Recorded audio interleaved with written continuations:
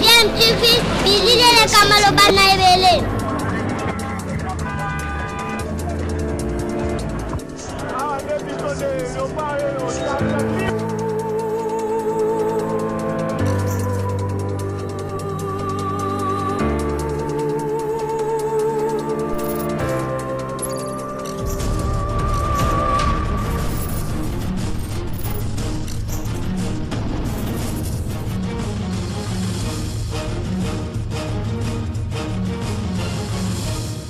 DMTV toujours en avant. Vous êtes sur DMTV, bonjour ou bonsoir, cela dépend de l'heure à laquelle vous nous suivez. Nous sommes heureux de vous retrouver et de savoir que vous êtes nombreux en train de suivre votre chaîne YouTube DMTV qui vous propose l'actualité, mais également des analyses et des réflexions sur des sujets d'actualité, des faits sociaux, encore des réalités telles que nous les observons chez nous, ici en République démocratique du Congo. L'actualité est en tout cas mouvementée par plusieurs informations, par plusieurs faits, plusieurs situations. Nous voulons échanger avec vous aujourd'hui sur une affaire qui continue en tout cas d'effrayer la chronique, mais avant de l'aborder, vous le savez, ici à DMTV, nous nous sommes donnés en tout cas pour devoir de continuer à vous sensibiliser et à vous rappeler de continuer à avoir ce comportement responsable et qui nous pousse en tout cas à adopter l'approche de la prévention face à cette maladie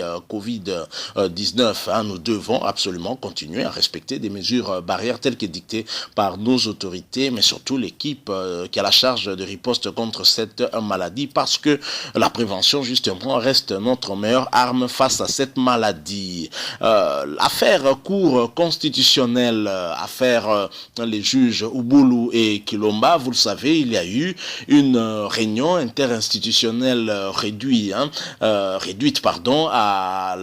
au Parlement et au président de la République. Les présidents des deux chambres du Parlement, Madame Janine Mabunda, présidente de l'Assemblée nationale, et Alexis Tambemamba, président du Sénat, avaient sollicité et obtenu une réunion avec le chef de l'État pour discuter justement de cette question qui fâche depuis un moment, question sur les ordonnances du chef de l'État qui ont permuté, en tout cas les deux juges de la Cour constitutionnelle au niveau de la Cour de cassation. Vous savez, ces derniers ont refusé d'aller à la Cour de cassation, alors ça a créé quasiment une crise. Et le Parlement, jusqu'à ce jour, n'a toujours pas en tout cas procédé à l'organisation de cette cérémonie de prestation de serment de ces juges de la Cour constitutionnelle. Ça pose problème et certainement ça a été discuté avec le chef de l'État et peut-être que les deux présidents des deux chambres du Parlement ont peut-être refusé poliment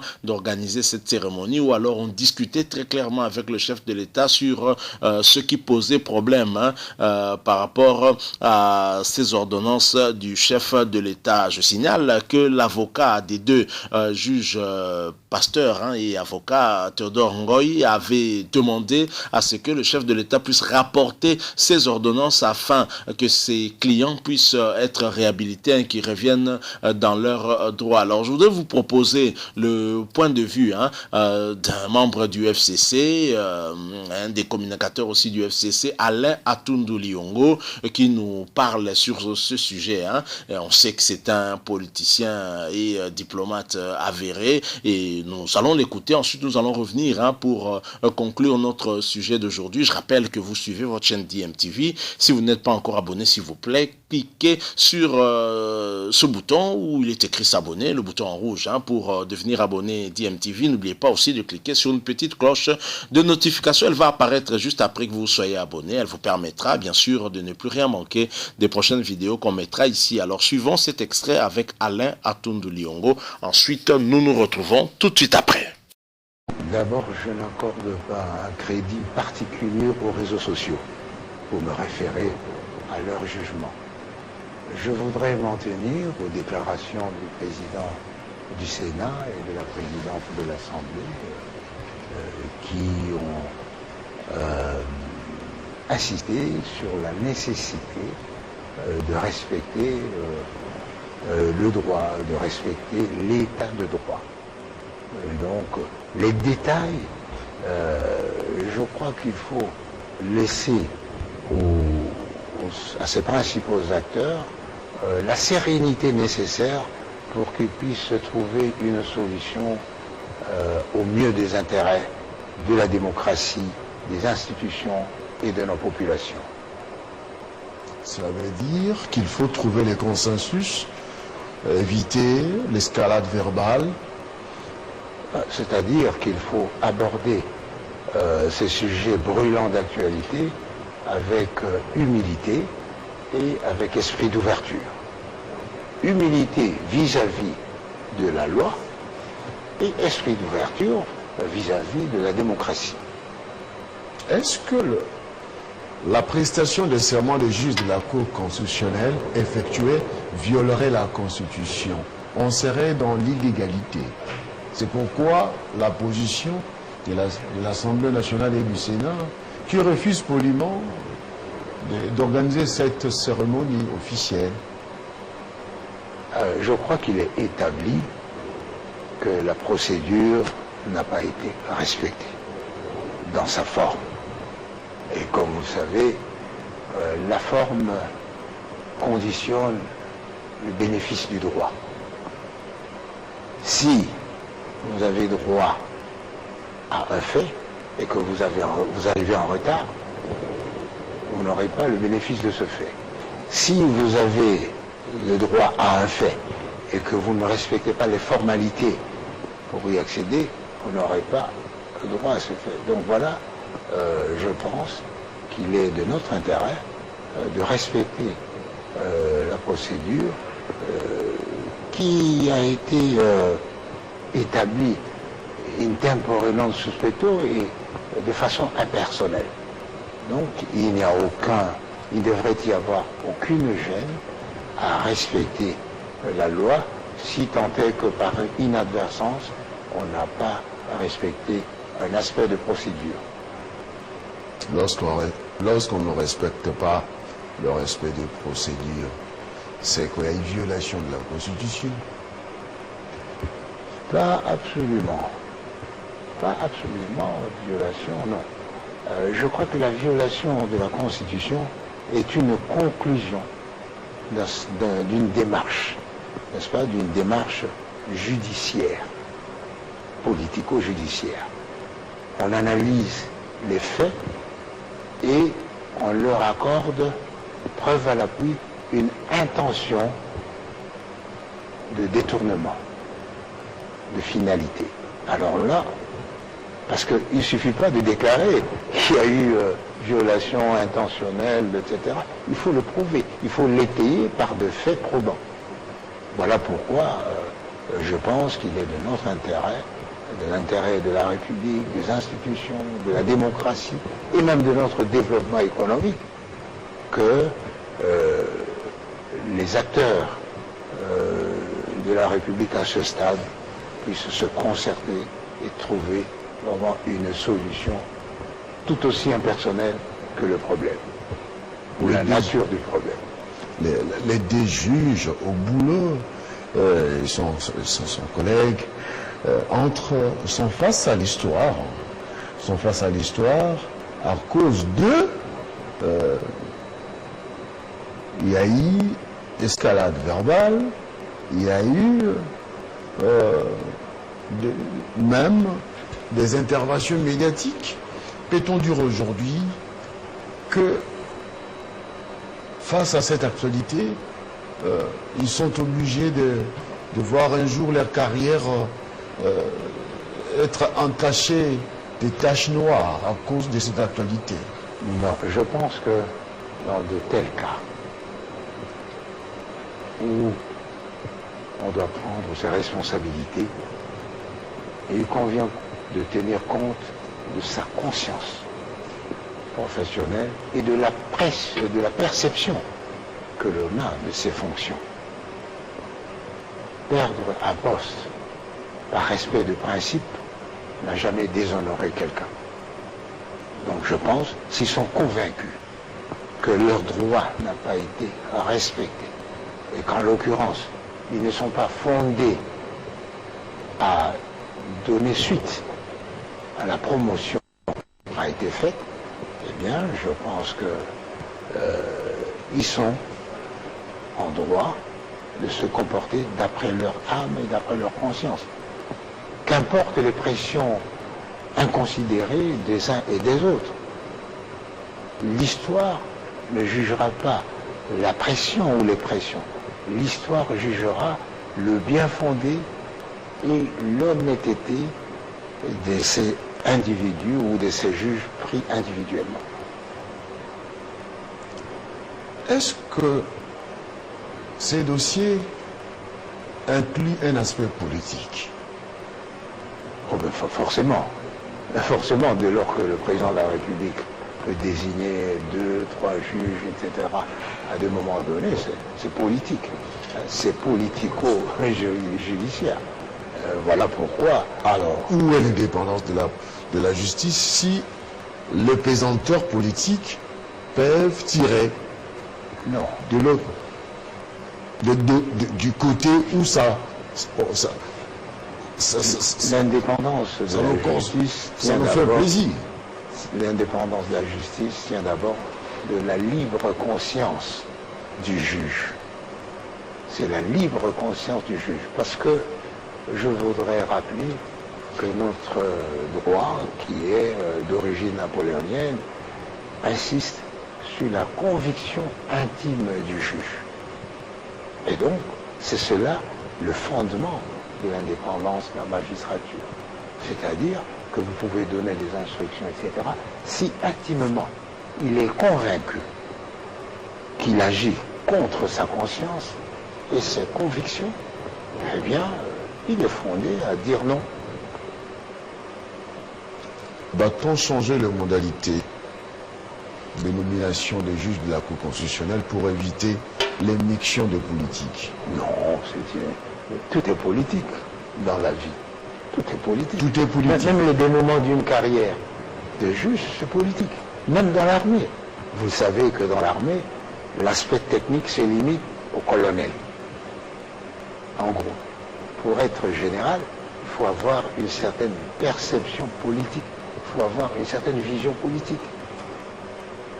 Donc, je pense qu'il faut plutôt prendre le courage d'appliquer le droit tel qu'il a établi dans des circonstances, tel qu'il a été établi dans des circonstances impersonnelles. Eh bien, c'est difficile, comme disent les anciens. Dura lex, c'est de l'ex. La loi est difficile, mais il faut l'appliquer pour assurer l'harmonie, n'est-ce pas, dans la société et dans la vie politique. Où se trouve la raison dans cette affaire? La raison se trouve dans le bon sens, le respect du droit, l'émulation d'un état de droit. C'est ça aujourd'hui le bon sens. Excellence. Je vous appelle Excellence parce que vous drainez l'expérience derrière vous d'un diplomate avéré. Le bout du tunnel de cette affaire serait quoi? Accepter, oui, vous démontrez qu'on peut commettre de vue, on peut avoir violé sans intention de violer la Constitution. Mais que doit-on faire aujourd'hui? Faire table rase ou reconsidérer les textes, laisser les juges fonctionner, les deux juges, rester à la Cour constitutionnelle fonctionner normalement, et qu'adviendra-t-il de ceux qui ont été nommés? Non, je pense que le jeu est ouvert. Le jeu est ouvert. Le jeu est ouvert.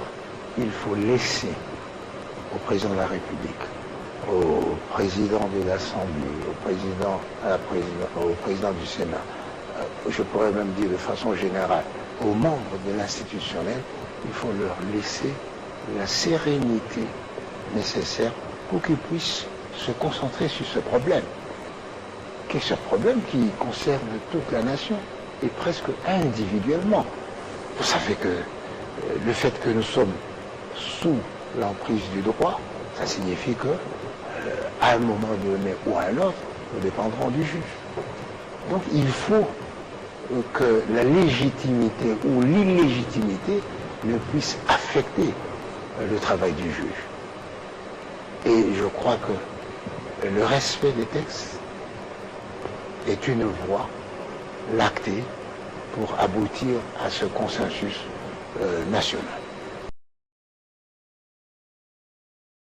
Voilà, nous sommes de retour. Hein. Vous venez de suivre là Alain Atundu Liongo qui donnait en tout cas son point de vue sur cette affaire qui continue en tout cas à diviser le FCC, le CACH, l'affaire sur la Cour constitutionnelle. Les deux juges Ubulu et Kilomba qui ont refusé en tout cas d'être permutés à la Cour de cassation. Une promotion qu'ils refusent, ils préférant rester au niveau de la Cour constitutionnelle, s'engagent en tout cas un bras de fer. Quasiment avec leur avocat qui met la pression et qui sollicitait même une audience auprès du chef de l'État afin de discuter de cette question et qui brandissait en tout cas la menace de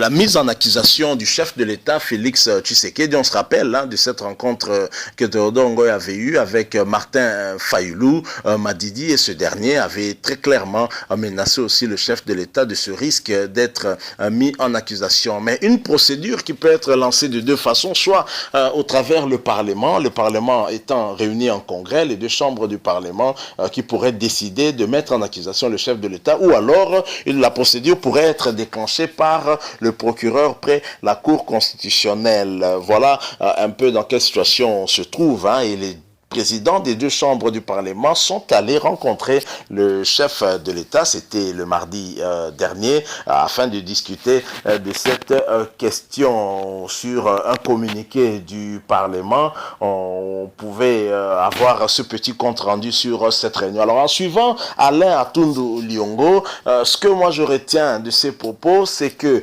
et c'est aussi ce que je sens dans la démarche des présidents des deux chambres du Parlement, Madame Janine Mabunda ainsi qu'Alexis Tambwe Mwamba, mais également dans la démarche de Théodore Ngoy, avocat des deux juges qui posent en tout cas un problème. Je sens, et dans les propos d'Alain Atundu Liongo, en lisant entre les lignes, on comprend tout de suite que c'est en fait une sorte de dialogue qu'on est en train de chercher sur cette question-là, un problème éminemment juridique. C'est vrai qu'il y a là toujours l'aspect politique qui intervient pratiquement dans toute chose, mais visiblement le FCC veut discuter avec le chef de l'État sur cette question afin qu'une solution soit dégagée, laquelle, je ne sais pas, est-ce que le chef de l'État pourra accepter de rapporter ces ordonnances? Ce n'est pas sûr, parce que le chef de l'État perdrait aussi beaucoup, je pense, par rapport à son image, et donc je crois que c'est peut-être l'occasion pour le FCC d'essayer de faire reculer un tout petit peu Félix Tshisekedi, peut-être sur d'autres questions, et on va dire que ce serait peut-être une sorte de négociation qui serait engagée. À se demander alors quel aurait été le rôle de Théodore Ngoy dans tout cela, lui qui est bien évidemment avocat des deux juges, mais l'on sent que derrière cette affaire, les ficelles sont tirées de quelque part, suivez mon regard, et donc c'est une bataille qui se joue encore en pleine coalition FCC-CACH, et malheureusement Martin Fayulu s'était introduit dans cette bataille via Théodore Ngoy sans toutefois réfléchir aux conséquences qui pourraient advenir. Donc cette affaire n'est pas encore terminée. Quelle sera l'attitude du chef de l'État Félix Antoine Tshisekedi par rapport à cette question? C'est tout ce que nous attendons en tout cas à voir. Mais une autre chose que j'ai aimé, c'est l'analyse de Alain Atundu Liongo qui a analysé en tout cas sans passion et qui a été quand même quelque part un tout petit peu objectif lorsqu'il dit il ne suffit pas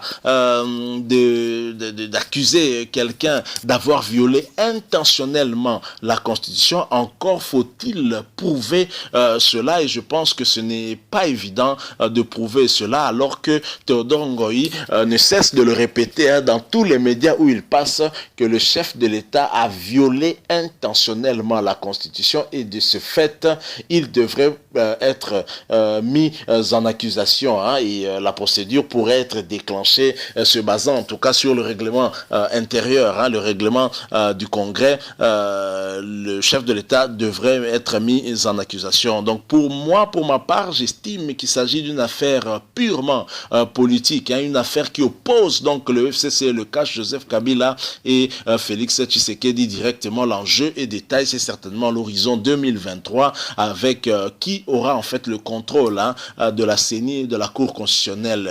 Celui qui aura le contrôle de ces deux institutions aura sûrement toutes les chances de gagner les élections de 2023. Voilà en fait l'enjeu réel par rapport à cette question. Voilà ce que nous avons voulu échanger avec vous sur ce sujet brûlant de l'actualité. Si vous avez aimé, laissez-nous un like, mais vous pouvez toujours réagir aussi au travers des commentaires.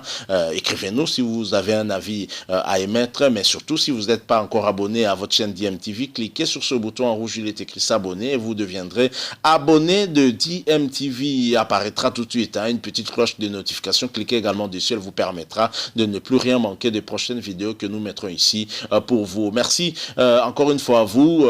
Protégez-vous car le coronavirus n'est pas encore vaincu. Continuons donc à respecter des mesures barrières car la prévention reste notre meilleure arme face à cette maladie. Merci encore une fois. DMTV vous souhaite une excellente soirée, une bonne journée. Cela dépend à l'heure à laquelle vous nous suivez. Portez-vous bien. DMTV vous dit au revoir.